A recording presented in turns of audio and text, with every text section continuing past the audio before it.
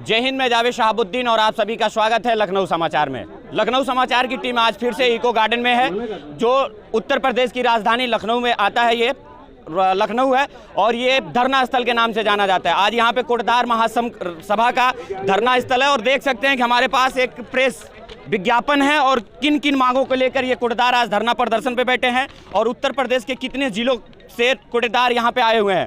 हमारे साथ कोटदार के अध्यक्ष जी हैं, मैं उनसे बात करूँगा। बहुत बहुत स्वागत है आपका लखनऊ समाचार में।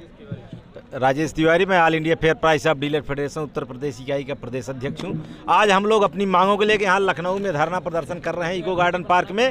और हम लोगों को मांग यह है, पूरे देश में हम सबसे बढ़िया काम करते हैं और पूरे देश में हमारा कमीशन सबसे कम है, 70 रुपये कुंटल है। अन्य प्रदेशों में 200 रुपये के ऊपर कुंटल कमीशन है। तो हम लोग भी चाहते हैं कि उत्तर प्रदेश कमीशन 200 रुपये कुंटल के ऊपर हो। 2001 से हम लोगों को बकाया है, उन सब का भुगतान किया जाए। और जो हमारे ऑपरेटर चला रहे थे मशीन, ईपॉस मशीनें चला रहे थे, उनके साइड से बदल रहा था, लेकिन FIR कोटदारों पर हुआ, वह फर्जी FIR हुआ। उन FIR को वापस लिया जाए और हमारे कोटदारों की दुकानें बहाल की जाएँ। अन्यथा की स्थिति में अगर सरकार हमारी बातें मानती हैं तो हम सरकार के सहयोग करेंगे, अगर नहीं मानती हैं तो जिस स्तर पे भी विरोध करना होगा हम लोग विरोध करेंगे। लोग, गांव के लोग, अक्सर हम लोग जब ग्राउंड रिपोर्ट पे जाते हैं तो लोग कहते हैं कि कोटदार हमें राशन कम देते हैं, जब राशन तोलते हैं तो 4 किलो 5 किलो कम आता है। इस पे क्या कहना चाहेंगे आप लोग? कोटदार राशन पूरा देता है, वो कंप्यूटर कांटे से देता है और वो पाथर वाले बटखरे से तोलेंगे तो 1-2 किलो का फर्क आ ही जाएगा।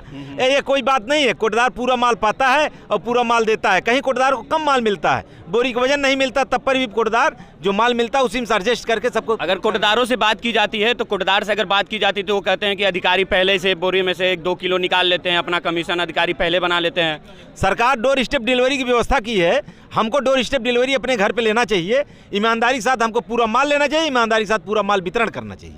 जो आप लोग लेके आते हैं, जो कोटा गोदाम से लेके आते हैं, क्या अपने भाड़े से लेके आते हैं या सरकार पैसा देती है? सरकार द्वारा ठेकेदारी व्यवस्था की गई है, अधिकांशतः कागजों पर ही ठेकेदारी व्यवस्था है। ये ट्रांसपोर्टिंग की व्यवस्था भी कोटदार अपने पास से कर रहे हैं। इन्हीं सब मांगों को लेकर हम लोग यहाँ धरना प्रदर्शन आंदोलित हैं। 18 रुपये उसका देती है, उसमें हम लोगों का भाड़ा किराया नहीं होता है।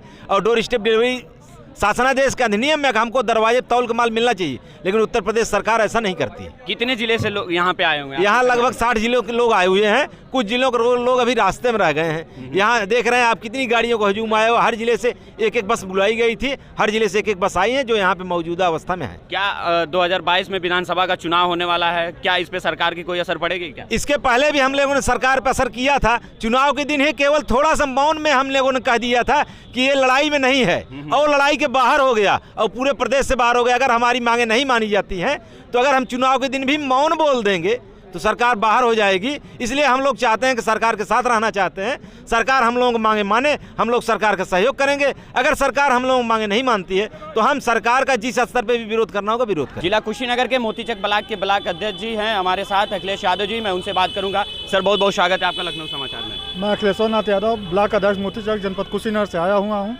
क्या क्या मांगे हैं आप लोगों की? हम कोटदारों की मांग है कि एक देश एक राशन कार्ड की व्यवस्था कर दी गई, तो एक देश एक कमीशन की भी व्यवस्था सरकार को करनी चाहिए।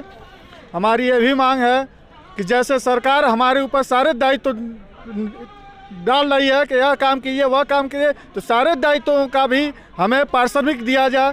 क्योंकि केवल खाद्यान्न का भी पारिश्रमिक मिलता है, वो भी बहुत नगण्य मात्रा में, वो भी 10 साल पुराना, 15 साल पुराने रेट पे मिल रहा है। जबकि महंगाई आज चौथे स्थान पे पहुंच गई है, बहुत ही चरम सीमा में बढ़ रही है। उस हिसाब से हमारी कमीशन बहुत ही कम है। इस हिसाब से हम लोगों की मांग है कम से कम 300 रुपया कुंटल प्रति माह जो हम लोग खाद्यान्न मिल रहा है उस पर कमीशन हम लोगों को दिया जाए, या तो हम लोगों का 30,000 रुपया मानदेय किया जाए।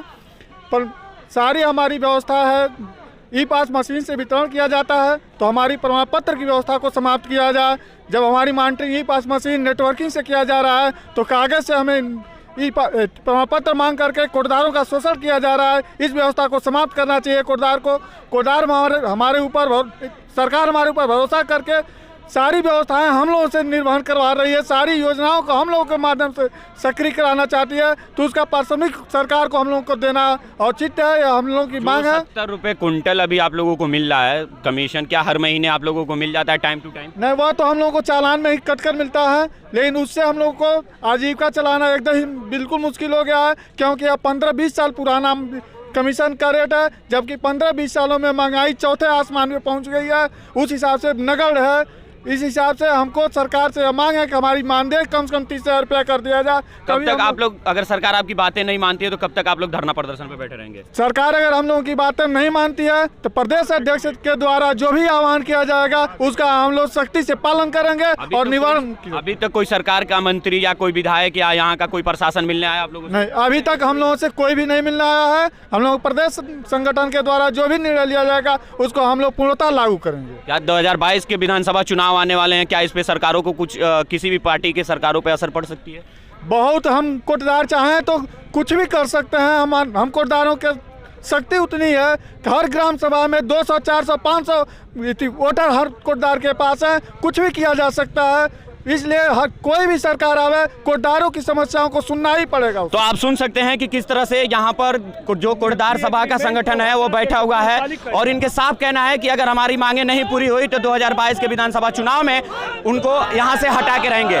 जो फूड अधिकारी होते हैं उनका 30 से 35,000 सैलरी होता है, लेकिन उनका वो 4 व्हील इतनी महंगी गाड़ियों से चलते हैं और इतने लोग इतने अच्छे अच्छे घरों में रहते हैं, उनके बच्चे आगे पढ़ते हैं, लेकिन इनका कहना है कि मात्र 1 कुंटल में 60 रुपए दिया जाता है। इनका मांग है कि 300 रुपया किया जाए। कैमरा पर्सन सिकंदर के साथ मैं जावेद शहाबुद्दीन, आप लखनऊ समाचार देख रहे थे। बहुत बहुत धन्यवाद।